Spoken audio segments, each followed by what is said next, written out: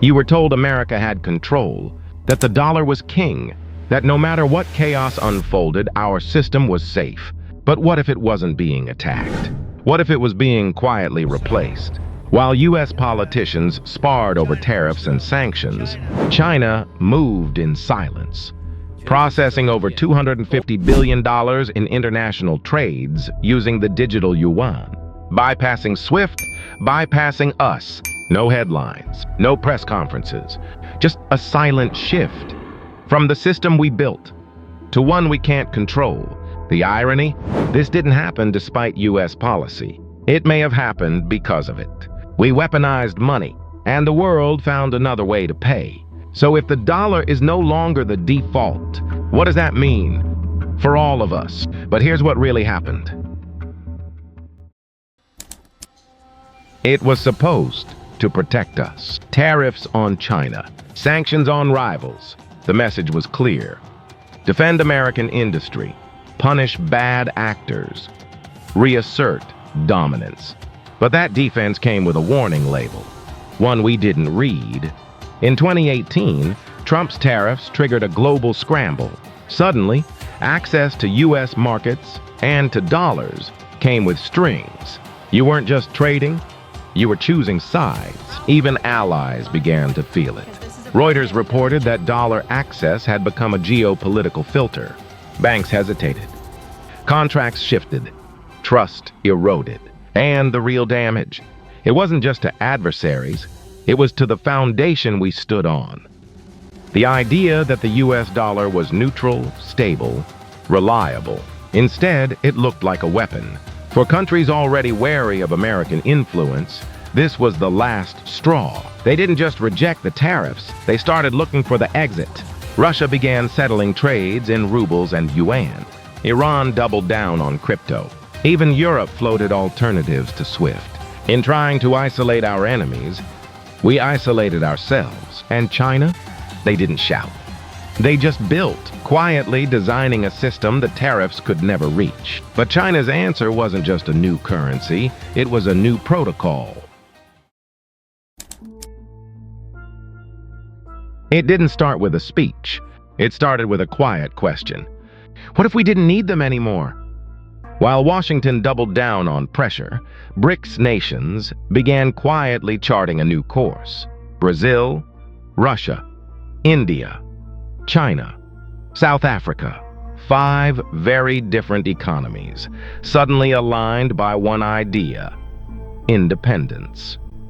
By 2024, they weren't just talking, they were building, testing an alternative to SWIFT that would let them trade without Washington's permission slip. And at the center of it all, China's digital yuan, programmable, trackable, borderless, yet controlled. Reuters called it a silent reshaping of financial gravity. For countries once punished by the dollar, this wasn't rebellion. It was self-defense. Even longtime U.S. partners began to experiment. Saudi Arabia joined BRICS talks. India settled oil deals outside the dollar. France bought LNG in Chinese yuan. One by one, the pillars shifted. Not with noise, but with intent. Because this wasn't about overthrowing the system. It was about having a choice. A system built not on dominance, but on options. And for many, it felt like the freedom the U.S. used to represent. Before that, freedom came with conditions. But freedom comes with a price, especially when the tool of that freedom is programmable.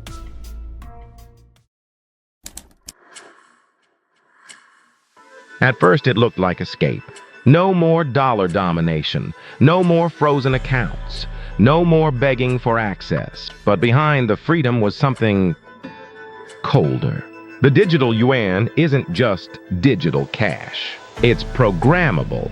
And in China, that means one thing: control. According to CNN, this currency lets the government track not just where money goes, but where it tries to go. They can block purchases, restrict regions, limit amounts, not after the fact. Before you even hit send, a man in Shenzhen tries to buy a train ticket, and his payment fails. Why? Because of a past protest fine. The system didn't forget. This isn't theoretical. China has already rolled out ECNY trials with location-based expiration and spending categories. You can buy groceries, but not a bus ticket out of town. It's not hard to imagine how this expands. What if the system flags political donations or blocks access to fuel during a lockdown? What looks like innovation may be the infrastructure of obedience. So while nations cheer their financial independence from the U.S., some quietly ask, are we leaving a master or choosing a smarter one? The architecture is shifting, and it's not just about who holds the money, but who builds the roads it travels on.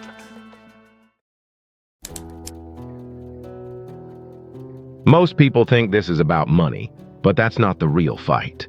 The world isn't just shifting from dollars to yuan, it's shifting from SWIFT to something else entirely. Enter mBridge, a cross-border payment project quietly developed by China's central bank, the Bank for International Settlements, and key Gulf states. It allows direct, near-instant digital settlements between countries, without touching SWIFT, without needing the dollar. Reuters confirms that in several corridors, SWIFT usage is already declining, not just in sanctioned states, but in emerging economies that want optionality. It's not just what's being built, it's how fast. The pilot phase of mBridge included real-value transactions between China, Hong Kong, Thailand, and the UAE. And those rails, they're being laid right under Washington's feet, with zero dependence on U.S. infrastructure. Here's the irony. It wasn't Beijing that triggered this innovation wave. It was Washington's overreach, the tariffs, the freezes, the threats. That pushed even allies to ask, what if we're next? And so, while America was guarding the vault, the rest of the world was rerouting the pipes. This isn't a currency war anymore. It's a protocol war. And the side that controls the plumbing controls the flow. So where does that leave us?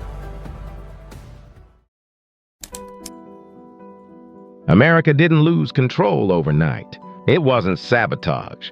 It was instruction, followed to the letter. For decades, the world looked to the U.S. not just for capital, but for confidence, in law, in transparency, in restraint. But when that trust was used as leverage, when tariffs became weapons and access became threats, the world didn't push back. It moved on. Not out of anger, but out of understanding. The shift didn't begin in a crisis. It began in meetings, in quiet trades, in silent rewiring of systems we thought were permanent. And now, as the old roads narrow, new rails are rising, built by those we once led. The dollar isn't falling. It's being left behind, not because it failed, but because we taught others how to live without it. So maybe the question isn't who replaces us. Maybe it's this: what do you become when no one needs your permission anymore?